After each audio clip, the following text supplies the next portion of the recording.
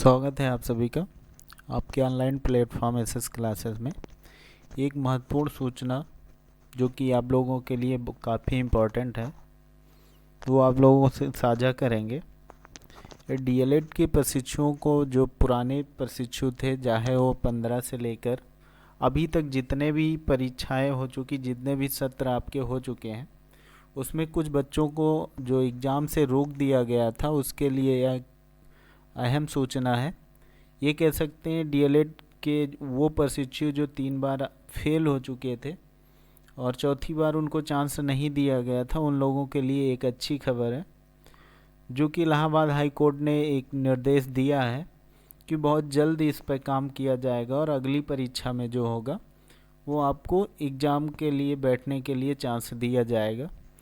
ये एक अहम सूचना है आप लोगों के लिए, उस पर हम बात करेंगे। ये लिखा हुआ है क्या, डीएलएड अभ्यर्थियों को एक और मौका, पोर्टल खुलेगा, लेकिन अभी तो नहीं खुलेगा क्योंकि अभी तो जस्ट एग्ज़ाम हो चुका है।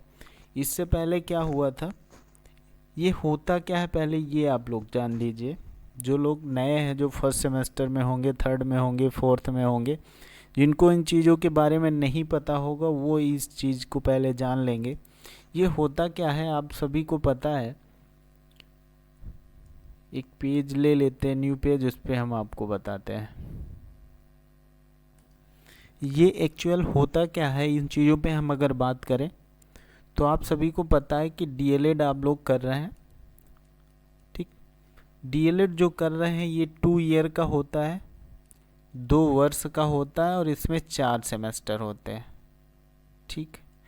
इसमें 4 सेमेस्टर होते हैं, first semester, second semester, third semester और फोर्थ सेमेस्टर। टाइमली तो परीक्षा नहीं हो पाती है सभी सेमेस्टर की, हर सेमेस्टर में 1-2 महीने बढ़ जाता है, जिससे आपको 6 महीने लेट आपका तैयार हो रहा है। अगर हम बात करें 2015 से लेके अब तक की जो बीटीसी बैच है 2024 तक, ये आपके बैच रहे हैं, ठीक है। ये इतने सत्र में आपका बीटीसी हो चुका है। अब इसमें आपको पता है प्रत्येक सेमेस्टर में क्या होता है। प्रत्येक सेमेस्टर में आपको पेपर के चांस मिलते हैं 3। टोटल कितने? 3 चांस मिलते हैं, 3 अवसर आपको दिए जाते हैं। इसमें आपको प्रत्येक सेमेस्टर पास करना है। अगर कहीं आप 3 बार फेल हो जाते हैं और उस सेमेस्टर को नहीं पास कर पाते हैं तो वहीं पर आपको रोक दिया जाता है। ये जानकारी है। अब जैसे कैसे रोक दिया जाता है इस पे हम बात करें। जैसे आपने क्या किया, फर्स्ट सेमेस्टर में आपने 8 पेपर दिए और इसमें आपने क्या किया, 2 सब्जेक्ट में आपका बैक आ गया, 2 सब्जेक्ट में आपका बैक आ गया। अब यहाँ पर तो आपका सेमेस्टर नहीं रोका जाएगा, आप सेकेंड सेमेस्टर में पहुँच गए और जब सेकेंड सेमेस्टर में गए, यहाँ पर आपने क्या किया, 7 पेपर का एग्ज़ाम दिया। 7 पेपर में फिर आपका 1 पेपर का बैक आ गया। अब ये जब थर्ड सेमेस्टर में, यहाँ पर भी आपको नहीं रोका जाएगा, फिर आप कहाँ पहुँच गए, थर्ड सेमेस्टर में। थर्ड सेमेस्टर में जब पहुँचे तो थर्ड सेमेस्टर के साथ में आपका बैक वाला एग्ज़ाम हो जाएगा, ये सभी को पता है। बैक वाला एग्ज़ाम क्या होगा, थर्ड वाले सेमेस्टर के साथ में आपके पेपर हो जाएंगे, यानी ये 2 बैक पेपर और ये आपका थर्ड सेमेस्टर ये हो जाएगा, ठीक। फिर आप यहाँ पर थर्ड सेमेस्टर में मान लिया 1 सब्जेक्ट में बैक हुए, तब भी आपको नहीं रोका गया, आप 4th सेमेस्टर में पहुँच गए। 4th सेमेस्टर की जब आप परीक्षा देंगे तो आपके सेकेंड सेमेस्टर का जो बैक पेपर है वो आपका 4th सेमेस्टर के साथ में हो जाएगा। अब यहाँ पर देखिए, जब आपने क्या किया, फर्स्ट सेमेस्टर का सेकेंड टाइम एग्ज़ाम दिया, तब 2 सब्जेक्टों में आप 1 को पास कर ले गए और 1 को मान लीजिए कि 1 में फिर फेल हो गए। 1 में जब फेल हो गए तो आपको बचा क्या, आपके पास अटेम्प्ट बचा 1। 2 अटेम्प्ट तो आपने क्लियर कर लिए, 2 अटेम्प्ट जो है आपने क्या किया, क्लियर कर लिया। अब 2 अटेम्प्ट के बाद बचा क्या, आपके पास 1 अटेम्प्ट।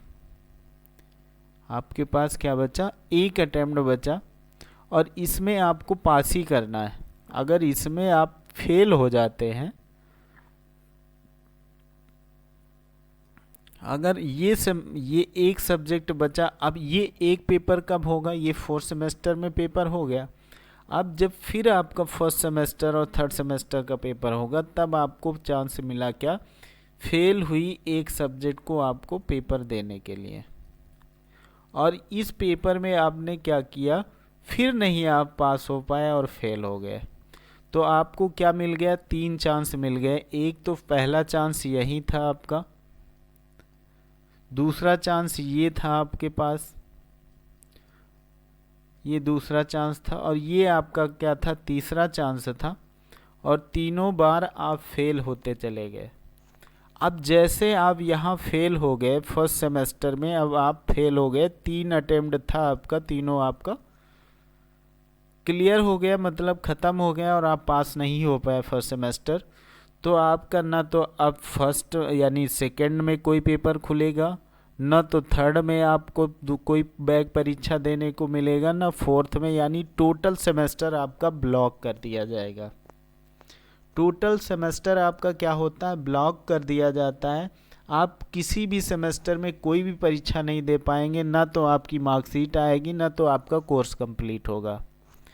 इन्हीं सब को लेकर जो लोग यानी अदर, जैसे 1st सेमेस्टर में एक सब्जेक्ट में बैक थे, एक सब्जेक्ट में वो बैक थे, बाकी तीनों सेमेस्टर वो क्या थे, पास थे। एक सेमेस्टर में बैक थे और बाकी सभी सेमेस्टर में वो क्या थे, पास थे। और वही पास स्टूडेंट जो थे वो गए थे क्या, एक प्रत्यावेदन जिसे कहते हैं, दोबारा परीक्षा के लिए एक चांस लेने के लिए ये लोग गए थे कि क्या किया जाए। इनके भविष्य को देखते हुए सभी सेमेस्टर में तो ये पास हो गए, अगर बात करें सभी सेमेस्टर में पास हो गए, मान लिया कि ये 1st में, फिर 2nd में, 3rd में और ये 4th में, ठीक। अब इन्होंने क्या किया, ये 2nd भी ये पास हो गए, 3rd भी ये पास हो गए और ये 4th भी पास हो गए। लेकिन ये किन्हीं कारणवश एक सब्जेक्ट में क्या हुए, एक सब्जेक्ट में ये 1st सेमेस्टर में फेल हो गए। अब जिसकी वजह से इनको रोक दिया गया, और ये फेल कितनी बार हुए, 3 बार हुए। कितनी बार फेल हुए, 3 बार ये फेल हुए। तो ये जब ये 3 बार इसमें फेल होते हैं तो क्या किया जाता है, इनको रोक दिया गया। अब यही लोग क्या किए, अपना गुहार लगाए, कोर्ट गए, वहाँ पर इन्होंने अपनी याचिका दायर की कि मुझे एक चांस और दिया जाए, एक मौका और दिया जाए। उसी मौके को लेकर एक बार कोर्ट ने आदेश दे दिया था कि परीक्षा के लिए पोर्टल खोला जाए और जो ऐसे बच्चे हैं उनको एक चांस दिया जाए। लेकिन क्या हुआ, पीएनपी ने क्या किया, पोर्टल नहीं खोला, उसको मना कर दिया। तो एक बार फिर क्या हुए कि लगभग 80 याचिकाएं लगभग इलाहाबाद हाई कोर्ट पहुंची हैं, जिनकी सुनवाई हुई है और दूसरी सुनवाई फिर लगी हुई है 15 नवंबर को। वही आज की एक न्यूज़ है जो कि बहुत अच्छी डीएलएड वालों के लिए है, जो लोग एक पेपर से रुके हुए थे। उस पर हम चर्चा करेंगे। ये बेसिक चीज़ें थी जिसको आपको जानना था, तभी आप उस न्यूज़पेपर के बारे में जान पाएंगे कि आखिर है क्या वो। और उनको पूरा उनका सेमेस्टर या फिर पूरा कोर्स उनका ब्लॉक कर दिया गया। तो इसके बारे में हम डिटेल में जानकारी लें तो ये लिखा हुआ है,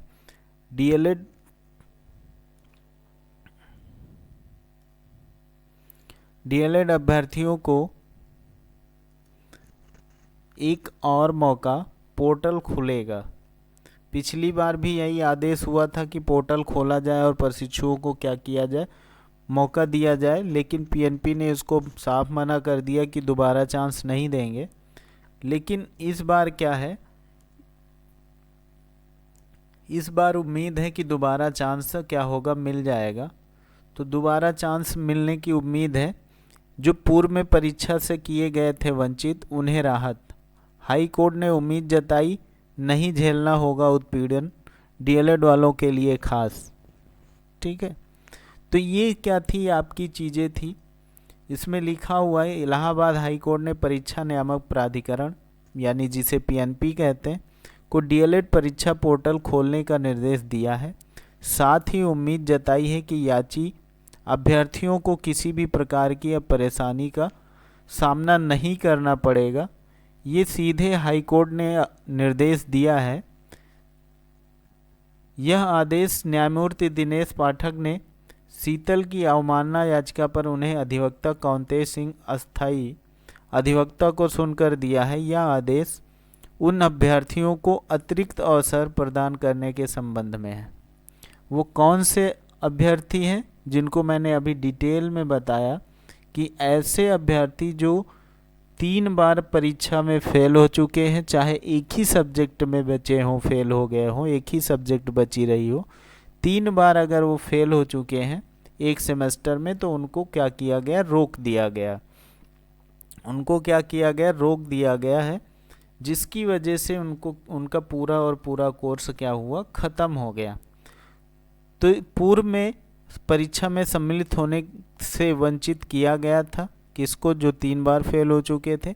एडवोकेट अधिवक्ता कौंतेय सिंह के अनुसार कोर्ट ने साक्षी एवं 77 अन्य याचिकाओं की सुनवाई करते हुए यह निर्देश दिया कि ऐसे सभी छात्रों को परीक्षा में सम्मिलित होने का एक मौका और दिया जाए। तो ये उन लोगों के लिए बहुत ही अच्छी खबर है जो लोग फेल हुए थे और रुके हुए थे, एक मौका और दिया जाए। राज्य सरकार की ओर से अनुपालन, उन्होंने कहा कि पोर्टल खोला जाए, और पोर्टल पिछली बार ही कहा गया था कि खोला जाए, लेकिन पीएनपी सचिव ने कोई ऐसा निर्देश नहीं दिया और पोर्टल खुला भी नहीं था, पिछली बार भी नहीं खुला था। उन्होंने कहा कि पोर्टल खोला ही नहीं गया, यानी अनुपालन करने के लिए जब कहा गया तो कहा गया कि वो पोर्टल खुला ही नहीं। अस्थायी अधिवक्ता ने बताया कि पोर्टल 3 दिन से शीघ्र, यानी कि पोर्टल शीघ्र ही 3 से 4 दिन में खोला जाएगा। ये तो पॉसिबिलिटी नहीं है 3 से 4 दिन में पोर्टल नहीं खुलेगा, क्योंकि बचे हुए लोगों को तो परीक्षा नहीं कराई जाएगी तत्काल। लेकिन आने वाली जो आपकी परीक्षा है, आने वाली परीक्षा क्या 2nd और 4th सेमेस्टर की जब परीक्षा होगी तब इन लोगों को मौका दिया जाएगा। ये उम्मीद है, उम्मीद क्या 100% श्योर मानिए कि इसी में आपको चांस मिल जाएगा जितने लोग ऐसे हैं। अगली सुनवाई जो है 15 नवंबर को होगी, उसमें स्पष्ट क्लियर हो जाएगा कि कब और कितने लोगों को और कैसे कैसे उसका फॉर्म, कैसी उसकी प्रक्रियाएं होंगी, किसको चांस मिलेगा। अगले आने वाली 15 नवंबर को जो याचिका पर सुनवाई होगी तब ये आपको क्लियर हो जाएगा।